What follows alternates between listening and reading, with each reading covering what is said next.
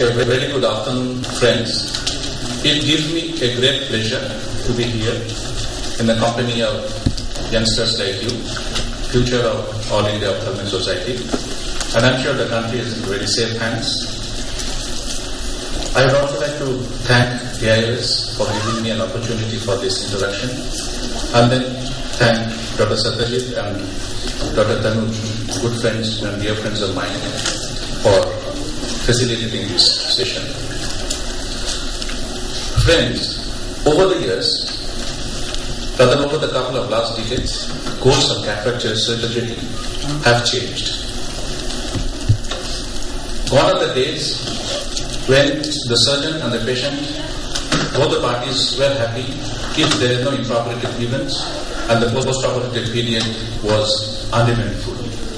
Patient did not mind wearing glasses as long as they saw well. But friends, things have changed. Now, the patients have become more demanding of the more sort of attitude. I think we have created this Frankenstein because we have created a very big hype over the refractive surgery, cataract being a refractive surgery today, and we should be able to deliver fantastic vision in the post-operative period. Before the hype started, if you review the literature, this was the standard of care. In the post-operative period, if 50%, half of your patients get a vision within plus or minus 0.5 diopter, you're fine. And not more than 0.1% should fall outside of the plus minus 2 diopter range. Recently got in touch with a good friend of mine, Dr. Warren Lee, who has done tremendous amount of work in this field of IOC calculations. And he also maintains websites where we calculate, all the doctors can calculate the IOC, personalize their constants for various surgical formulas. So this is the information that is shared. According to him, for the premium cataract surgery, for the premium cataract surgeons, 78% of the patients regain a vision between the post-operative emmetropia falls between minus 0.5 to plus 0.5, and 98% of the patients are within the range of plus minus 1. And the 6% of the premium surgeons in this category, the top 6 surgeons, are able to deliver 85% of the patients within the range of plus minus 0.5, and 99% of the patients within the range of plus minus 0.1. So this is the era of refractive cataract surgery or a refractive lens surgery. Before I move further, I would like to narrate a funny incident that took place in my clinic a couple of months back. There was a big commotion in my clinic at the registration area. So I could make out quite a familiar face, throwing up a big tantrum, and many of tantrums going on in the clinic. We try to keep the patients happy because we exist because of the patients. So he was given a VIP treatment, and then I called him inside and found out that I have done the right eye surgery more than 10 years earlier, and he has regained an uncorrected vision of 6.6 N6, and it was a monofocal intraocular lens, not a multifocal lens. The current eye I operated 2 weeks earlier, and his spectacle refractions, the spectacle rate 6.6 with a correction of minus 0.75, and for near he was accepting plus 2 diopter to get a vision of N6. So I think it is a fairly good result. Any surgeon would be proud to be associated with a post-operative outcome like that. But this patient was extremely rude, and it took a lot of time and energy on my part to convince him that things are going to well. Right eye was operated 10 years earlier when the pupil was dilating and when it was not a very hard cataract. The other eye, the so-called problem eye, patient had a small pupil, patient had a very hard cataract, so I had to stretch the pupil, and this explains in the post-operative left eye the pupil is larger compared to the right eye, and it has lost its ability to accommodate, ability to constrict during near work. Perhaps that was responsible for the patient getting such good vision in the right eye and not so much in the left eye. So basically, this is the era of refractive cataract surgery, and we target emmetropia for near as well as distance for all our patients.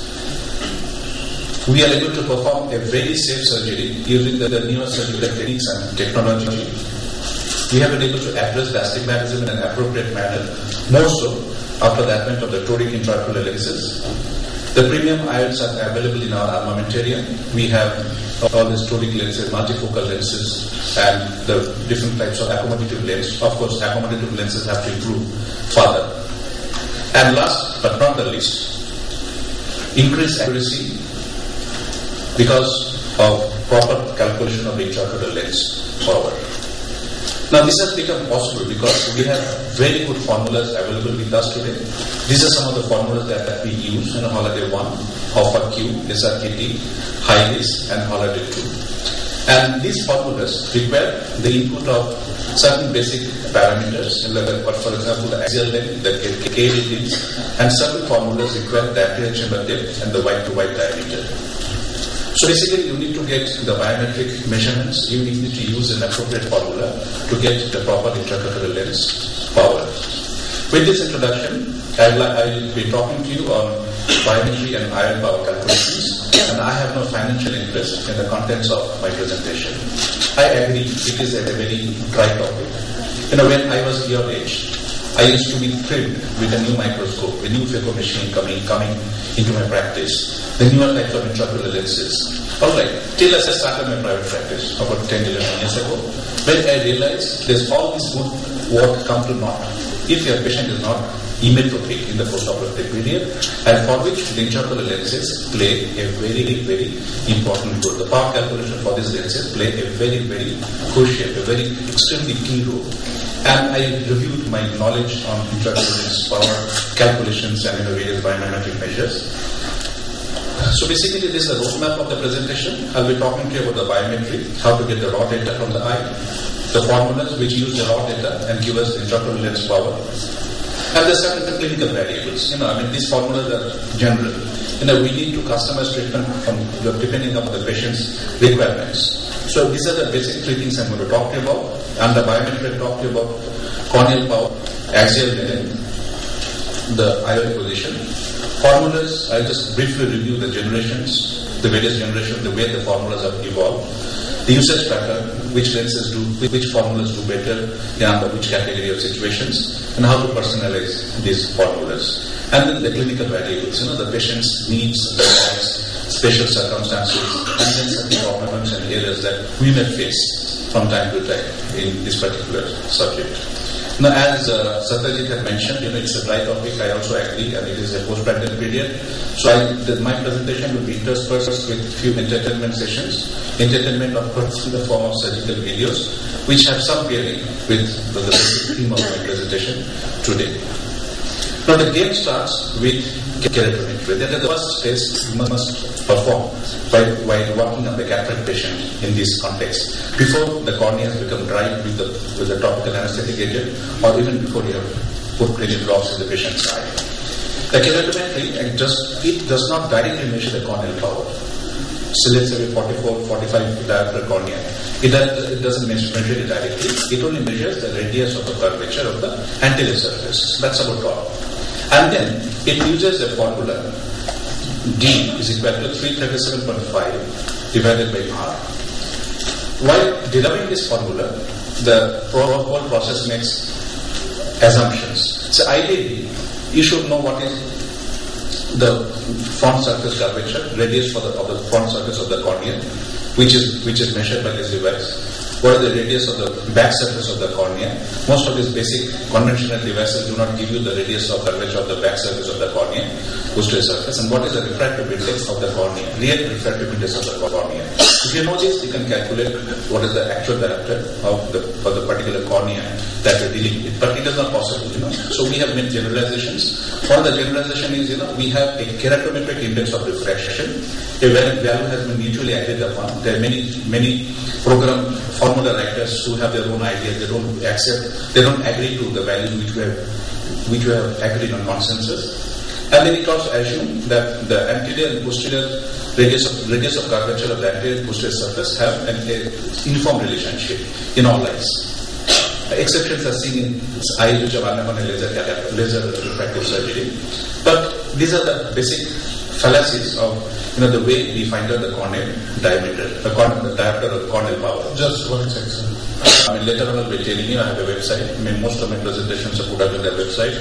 If you want to use any of my slides, please feel free to write to me. It is after all education. This is a concept which I've learned from books of various authors, from friends like people sitting here and there. Nothing is original, nothing is copyrighted as far as I'm concerned. But it requires, please let me know that these are the presentations that we require. I'll be very happy to be sharing with you. Definitely, I have no issues in this, Okay, now the corneal power, normally we perform manual keratometry to get the corneal power. I'm not going to tell you about how to perform a keratometry. These things can be picked up in the wet labs, picked up from the books and the videos. So I'm just going to tell you some of the key points, the other parts, which we often ignore and to our own peril, and we get false status. It basically, it projects an object onto the corneal surface, and then the machine measures the size of the reflected image, the first Purkinje image, and then this image size is converted to the corneal radius using simple Vergennes relationships of the convex mirrors.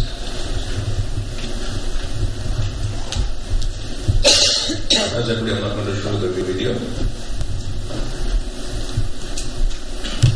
Okay. Now, before we start the keratometry for a given patient, you make sure that the eyepiece of the keratometer is properly focused. Anytime you forget to do that, if Dr. A has done the previous case using his power, Dr. B, when he uses the keratometer, he has to readjust it. Many times you forget this, and there is a problem. And then when you see the smiles, these smiles have to overlap, and this is the correct way of doing about it. Once these smiles, if the patient is having astigmatism, the telescope component of the keratometer has to be rotated clockwise or anti-clockwise direction to give you what exactly is the axis of the cylinder. And once the keratometry is over, don't try to just keep it in your mind. You think, okay, I have done the K reading, and you just go and enter it in the A-scan machine or your Iron Master, whatever. You must note it down in the patient's case record what exactly is the diopter. If you're dealing with a patient with a cylinder astigmatism, because today we are able to correct the patient's astigmatism by various means. Limbal relaxing incision can be done. We can do toric lenses. So record the type of astigmatism. In fact, the toric lenses from one of the major companies which got launched, was the first company which launched the toric lens in the country. Their FDA approval was taken by investigations performing the manual keratometer. Alright, so it is something which is very important. Please note down your findings. And many a time we realize that nothing like this. It gives us the best cylinder. For the axis, you may have to go for some other devices in case you're not able to get a proper axis with a manual keratometer. But make a note of all these issues. If the patient has been wearing a hard contact lens, make sure that the patient has been off the hard contact lens for 2 weeks. And if the patient is wearing a soft contact lens, off the soft contact lens for a period of 1 week. If you do it with the contact lens on, you'll get wrong readings, and then that will definitely create a medical legal problem for you at a later point in time. We just want the cornea to stabilize, the K reading and the topography, everything has to stabilize before we perform the keratometry. We frequently forget to calibrate the machine. Every 6 months, the manual keratometer has to be calibrated. And at the calibration time, we often forget where this particular box with these test steel balls are stored. So make sure that we're keeping in the proper place, and don't forget to calibrate instruments every 6 months. We perform automated keratometry. We have stopped performing manual keratometry in routine cases. We do automated keratometry. There are many similar keratometers available in the market. They give a very fast measurement. They have a very short learning curve. Accuracy-wise, they're quite similar to the manual K technique. It is very easy to use. You can use it on children. You can use it on patients who are in the supine position. Plus, you can take a printout of the results, and the data can be interfaced with the computer network. There are certain things that we need to know about the auto case as well as manual case. These devices measure the cornea at the intermediate area. Let's say about 3 to 3.5 millimeter from the corneal center. So they totally miss out on what is happening exactly on the visual axis and what is happening in the periphery. And this particular area, whether it is 3 millimeters in diameter or 3.3 millimeters in diameter, it depends upon the corneal curvature. If you're dealing with a flat cornea, it may become even 3.5, it may become 4 millimeters. If you're dealing with a steep cornea, it may come down to even 2.8 millimeters. So this is one of the fallacies of use of manual as well as the automated key. Now, with the automated key, another thing is, since we are not directly visualizing the object that is thrown in onto the patient's cornea, we don't see the quality of the image. Supposing if you are dealing with a very irregular cornea, let's say irregular cornea, and then the image quality is not good. If it is very severe, the machine will not take the reading. But if it is not very severe, mild to moderate, then a machine takes the reading, but then there is a measurement error. So that is one of the reasons why we have to rule out the presence of irregular astigmatism on the patient's cornea before using this particular device. So basically, for us to take a good corneal measurement, corneal power, we must be familiar with instrumentation, make sure that the patient is not wearing contact lens, take care of the astigmatism. These machines do not work well to give erroneous final results if the patient has undergone a refractive corneal surgery earlier. They again do not do well for patients with corneal transplants. Okay, and then I also I'll be mentioning in passing about the optical biometers. So optical biometers play a very important role when you talk about measurement of the axial length. But many of these devices also allow us to measure the corneal power. Say for example, there are 3 machines in the Indian market right now: the Bird's Eyes, Eye Master, High Street, now sold by Alcon, and the Tomy lens. Now, the optical biometer basically, with the Eye Master, it measures the 2.5 millimeter diameter. It just measures 6 points. The rest of the points it is extrapolated. And with the Hatchback machine, it measures the point that the data points are obtained from 2 rings, 1.665 millimeter and 2.3 millimeter optical zone. It measures 32 points. And with the Tomy machine, it measures 2 rings, 2.4 millimeter and 3.2 millimeters, and it measures about 360 points. So basically today, when I'm performing the biometry for a routine patient, I usually use my Eye Master that gives me the keratometry reading, and then I perform the A scan with the axial length determination with that. In case I have a problem, and in the earlier stage when I just got the machine and I was trying to standardize it, then I used to do all 3, manual K reading, I used to perform automated K, and then use A scan machine as well as the Eye Master. I think most of the surgeons used to have gone through that stage till you decide that in your practice this is the particular combination of devices, investigation modality which gives you the best overall results. Okay, so now I have spoken to you about how to find out the corneal power. And as Satyajit had mentioned, it's time for us to take a little educational break in a different sort of way. This book, Cataract Surgery and Diseased Eyes, will be available at the JP Brothers. There's 31 chapters, and I'm very happy to note that Professor Tanuj Datta has contributed a lovely chapter in that particular book. And most of what I'm talking about, the videos that I show, are available or will be available in this particular website. Now let us see one case. A little bit of background before I talk about it. This lady was in her mid-30s, a bank manager. February 6'6", no cataract. This is the unilateral cataract. Now, patient wants total freedom from glasses. And she went shopping and then ultimately came to me. How about the videos not seen? Video nahi dikh raha? Dekhiye video. There's a video here. Screen pe nahi aa raha.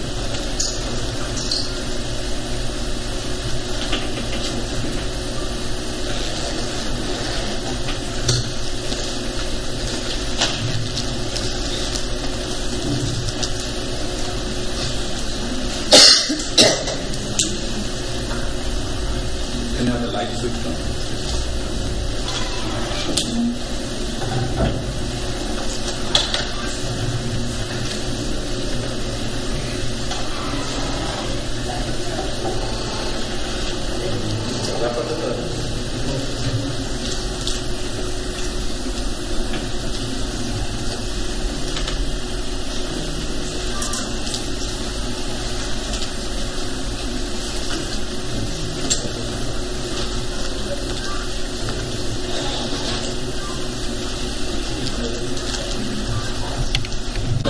I can manage that way.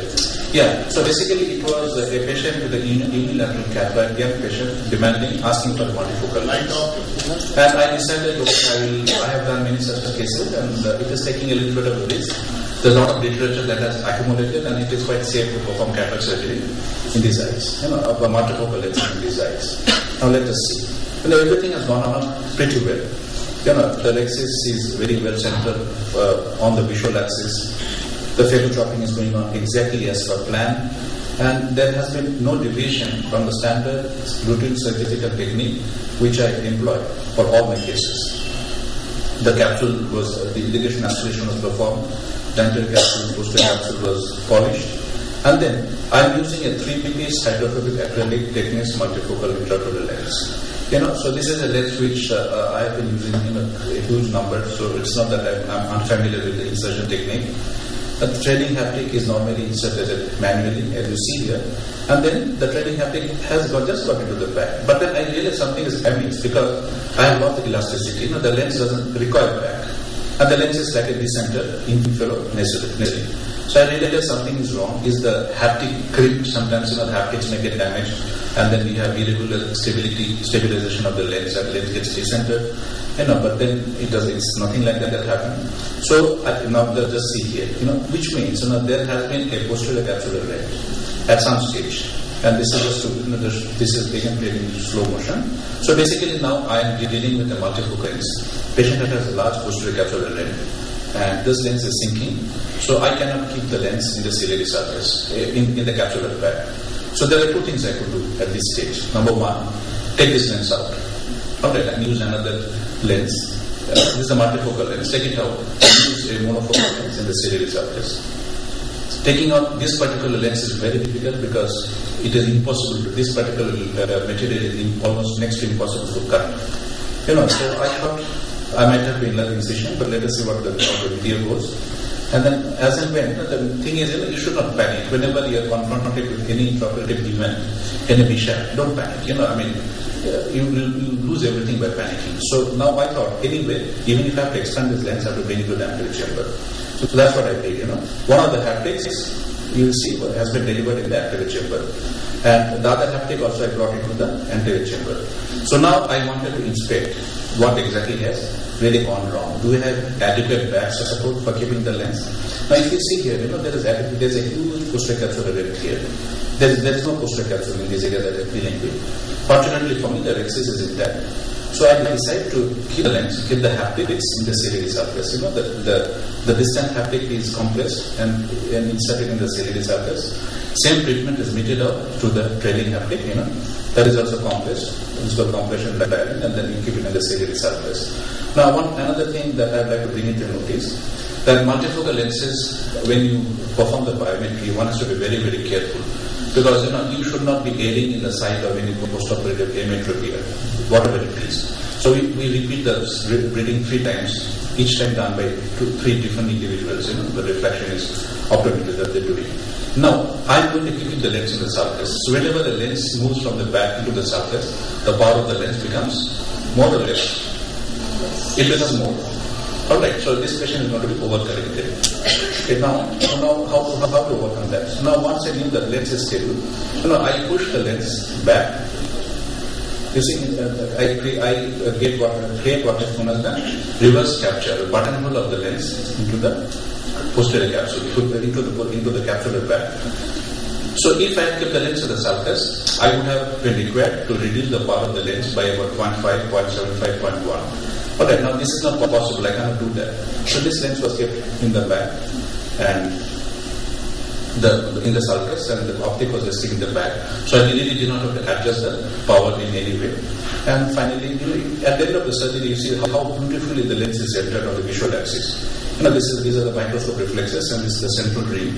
And the lens is very well centered. I'll also show you how the patient looked like in the post-operative period. Perfectly round pupil, very well centered this thing. And patient has been having, the desired visual outcome 6/6 and 10/6 without any vision. Now, without any correction. Can I have the feedback? The audio, the video here? I can't see the monitor. Operative iritis, IOL when you put it in the surface. Okay. the best position for the lens, for any lens, is in the back. Alright. But in this particular case, I was choice between David and the deep C. So for stability of the lens, I have to keep it in the sulcus. I have used this lens for the last 12-13 years, and patients have done extremely well. But as certain patients, there's always a chance. Any haptics resting in the ciliary sulcus, basically it is UV tissue. It is a tissue which gives us which is the potential of giving us inflammation. It is not the best of the scenario, but given the fact that there's so much of problems involved here, I think this is the only option that I had, and the patient continues to do very well. And I have to follow up this patient over a period of time, because these patients are more prone to development of cystoid macular edema. They can develop retinal detachment. So I have told the patient what are the symptoms of retinal detachment, so that the patient should report to me immediately. I'll be using the NSAIDs over a longer period of time. Normally stop it off in 6 weeks time. I'll be using it maybe for 3 months or over a period of 4 months. We'll do a repeat OCT, frequent OCT to find out how the macula is doing. So that's the only difference. Now, we move on to the next aspect of biometry, that is calculation of the axial length. So there are various ways one could do that. We can use the A-scan units, which are so familiar to all of us. We can use the optical biometers. I personally use the IOC, which was actually released to the international market in 1999. 10 years down the line, we have the Lenstar LS900 that came to the Indian market. And now we have last couple of years, we have another similar unit from Arup. The A-scan units have basically been used for a long period of time. They have been verified for accuracy. They have to be periodically calibrated. And we must make sure that when you purchase an A-scan unit, you should have oscilloscope. Sometimes you want to cut corners, reduce the cost of the machine, and get just a computer and the probe. That should not do. You should be able to see the scans. You should be able to say this is a good scan, this is a bad scan, and which scan is to be selected. So the oscilloscope has to be there in the image. The next problem is, what technique do I use? Applanation or immersion? Applanation, the contact technique is very simple to use. Immersion technique is more cumbersome because patient has to lie down. You require a water bath, sometimes it becomes messy. And before I got my IOC, and when I was shifting into the immersion scan, so then patients definitely said, doctor, this time it took a long time, my eye is little red. And these are premium eye cases, going for multifocal lenses. So basically, so this is the thing, so the contact applanation gives a less accurate outcome. What is the problem with the contact applanation? If you use, axial length, you can always press on the cornea. As you see here, it is the same eye. Here the axial length is 22.96, here it is 22.66. In this particular case, same eye, here it is examined with the immersion scan, and here with the contact scan. Contact scan gives you a much shallower anterior chamber depth. And over a period of years, from 1981, studies have been done by stalwarts, and it has been proved as an average that you generally tend to underestimate the axial length by a factor of 0.2 millimeters if it is in the applanation or contact type of A-scan. This is the statistics. But I would at the same time tell you that I have used this scan for a long period of time, even for my premium lectures. It is basically the technique that you follow. If you follow a proper technique and you have standardized it pretty well, I think it does pretty well. On the other hand, the other side of the coin, the latest book on IOC by Ken Hoffer, we have done a couple of courses together. So he has omitted the chapter on contact applanation. He says it is a technique which is to be condemned to the dustbin of history. It should not be done. So these are just two sides of the story. Another thing is in the initial stages, you must make sure that the beam is perpendicular to the retina. Now, if you see difference between these two scans, can you see the spike here?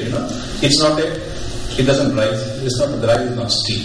So that means your scan, the ultrasound is not perpendicular to the retinal surface. This is how the ideal scan should look like.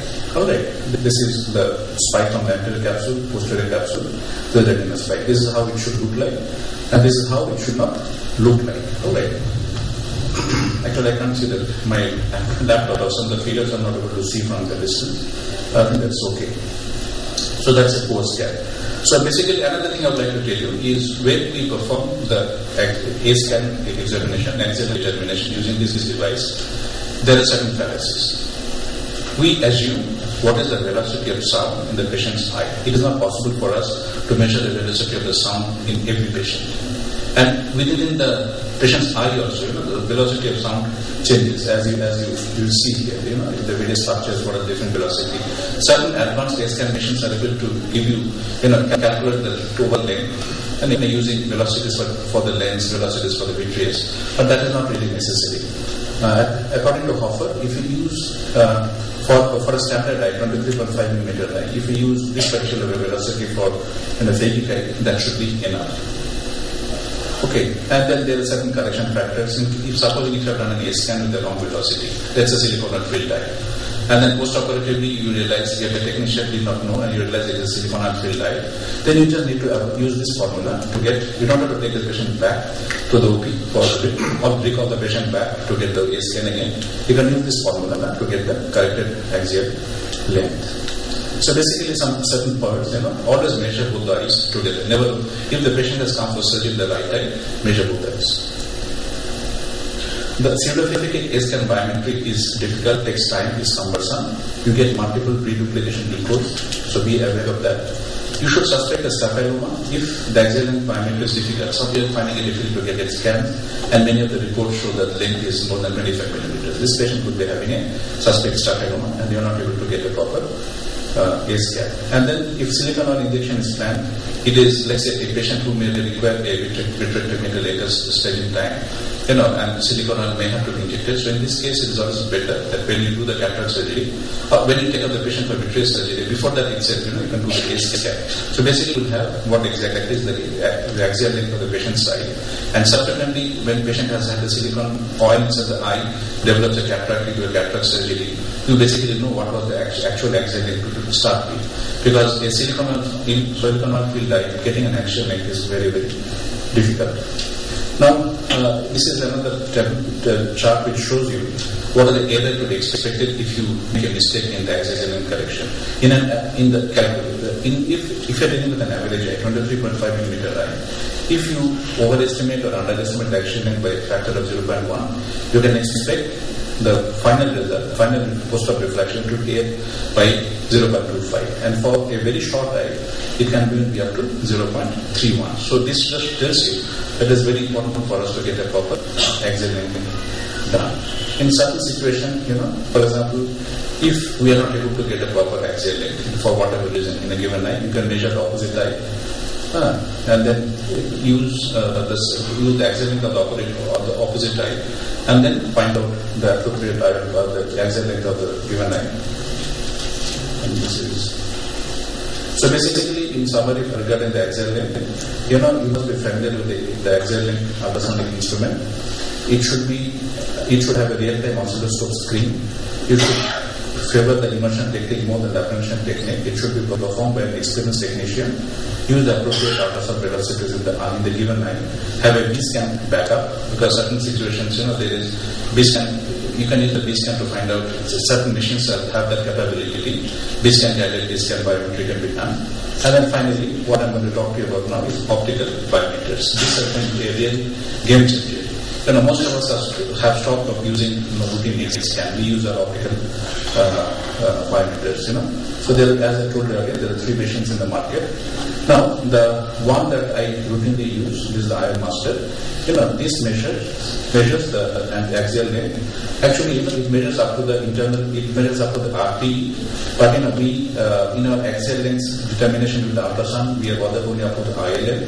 So the machine assumes what is the depth, what is the thickness of the retina here, and then it automatically subtracts it in the value that it is given to you. So you basically get an axial length up to the internal limiting memory. It, as I told you earlier, it also gives you the K values. It measures the anterior chamber depth. And it also measures the white to white diameter, which may be useful in certain formulas. For example, already 2 formula replace white to white diameter.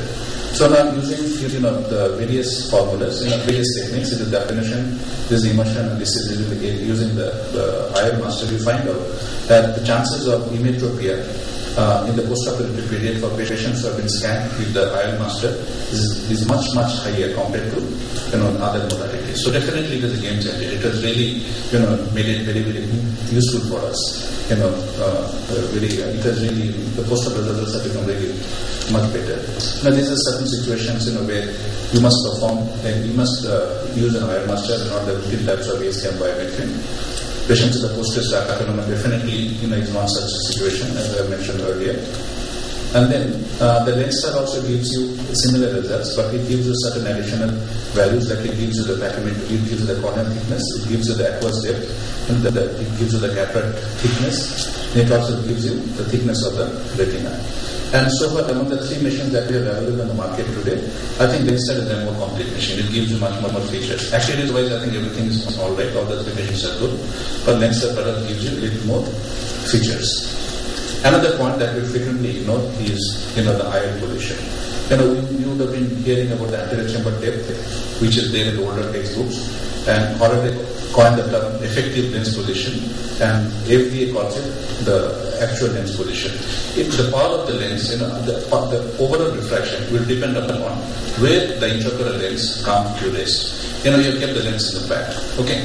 Now the back contracture, the capsular opacification is occurred, capsular contracture is occurred, fibrosis is occurred. The lens may be pushed forwards, lens may be pushed backwards. If the lens is pushed forwards, let's say 20 diopter lens, it is moved anteriorly because of the fibrosis. It becomes more powerful. Alright, if it goes posteriorly, it becomes that. If it moves anteriorly, the eye becomes myopic. If it moves posteriorly, it becomes hypermetropic. So this is what basically the concept of the anterior chamber depth. So basically, there are ways of measuring the anterior chamber depth. You can use there are various formulas. Say for example, anterior chamber depth is used in certain formulas. Other formulas will use the certain factor. Will use other factors, and they can be calculated from using these formulas. Alright. And then there are of course devices which will directly give you the anterior chamber depth. Now, of course, the lens meter, the biovideos, optical biometers are doing the job, but there are certain dedicated devices like optical pachymeter from Oxford and size, which gives you the anterior chamber depth. Then ultrasonic technique, all the most majority of the ultrasound machines will give you the depth, but it gives the anterior chamber depth. But they are not as accurate as what you get for the optical biometry. So there are certain situations when the biometry should be repeated. You found out the lens power, everything from the various machines, and if you find the axial length is less than 22 or more than 25, if you're dealing with a very short eye or a very long eye, if the difference of axial length between both the eyes is more than 0.33 millimeters, if you're dealing with a very steep cornea or a very flat cornea, or if the difference between the K reading between both the eyes differ by more than one diopter, and if you have a difference of 3 diopters between both the eyes, then it is time for you to repeat the scan carefully, or you can ask somebody else, an equally expert optometrist who can do the job. Or if there is a difference of 1 diopter between the 2 eyes, or more than 3 diopters from the anticipated power. Like, there is a myopic patient, this is what the patient should get with the lens, but your A scan is giving you a much higher power. So we should result in a different post-op refraction 3. So in that case, one has to be very careful. Now, I have told you how to get the various parameters and how to get the proper corneal power, how to get the proper axial length, anterior chamber depth. Now, these have to be fed into the formulas, which will give you the proper IL formula or the IL power. Traditionally, there are 5 generations of the formulas. We have currently with generation 4 and generation 5. Generation 5, actually, there is the highest formula, which is the most comprehensive formula today. It requires data like A0, A1, A2. They have to be personalized. And until unless you personalize the highest formula, it is not going to give you results which are any better than the standard formulas like SRK-T, Hoffer-Q, or Holiday 1. Alright. SRK-1 and SRK-2 formulas are now to be used. So basically, when a new formula comes up, or when a new machine comes up, these are all the parameters that we take into account to find out how reliable, how effective these are. So some of the important things are, we would like to know what percentage of eyes are falling within plus minus 1 diopter. We would also like to know what are the range of error when you get overcorrection, refractive surprise, post-op refractive surprise, whatever the degree. If a patient is having a refractive surprise of let's say 5 or 6 diopters, he may go to the court. Alright, so this is an important information. So all these formulas, all these new devices will have to be, titrated with these features and then find out what is the best formula. Now, many studies have been done. Now it is universally believed this is actually put forward by Hoffer. And after his studies, and this was again supported by a big study performed in USA, published in JCS 2011, that if an eye is less than 24.5 millimeters in diameter, you should use the Hoffer cube. If it is between 24.5 to 26, use the Holiday 1. If it is bit more than 26, if it's a highly myopic eye, use SRK-T. And then he, according to Hoffer, Holiday 2 and High-Vis are okay, but they're not really necessary. High-Vis formula, as I told you, is a very complicated formula. It does extremely well, but this formula generally do quite a good job.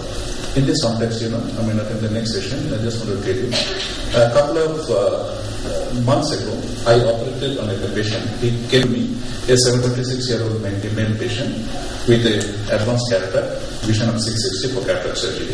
He was a patient with POAG and a candidate for IFIS. I think you know what IFIS is. Patient was having benign prostatic hyperplasia and was receiving treatment for that. So I could not use the iron master for that. Can anybody tell me why should iron master fail in certain situations? No, iron master. I could not, when I compared to the lens power, my iron master did not give me any value because the patient had a very dense cataract. So these optical biometers do not do well. If the patient comes to you with a very dense cataract, nuclear cataract, or a thick posterior subcapsular cataract, they fail. So this particular patient, I had to do the AS scan. Some staff had to do it. And surgery went off uneventfully. Patient had a vision of 6.6 and 6, but with the right eye.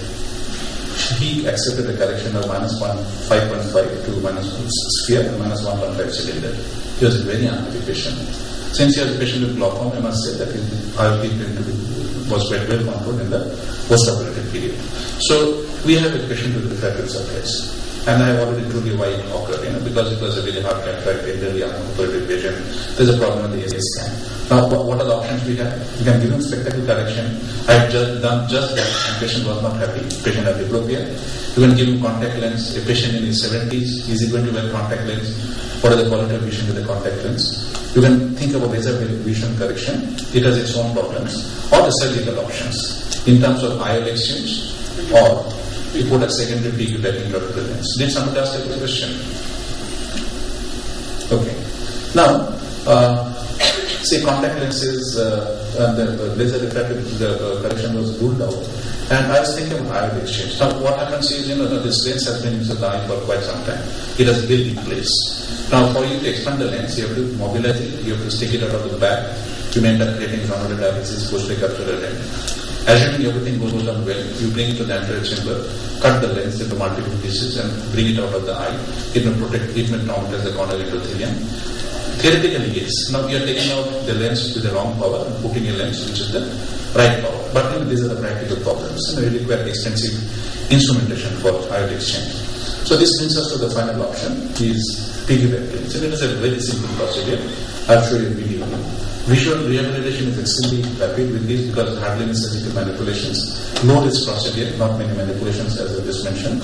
And with beauty is you don't have to know the power of the capsular bag. A part of the lens inside the eye. These are the requirements to be satisfied by the lens which can write piggyback.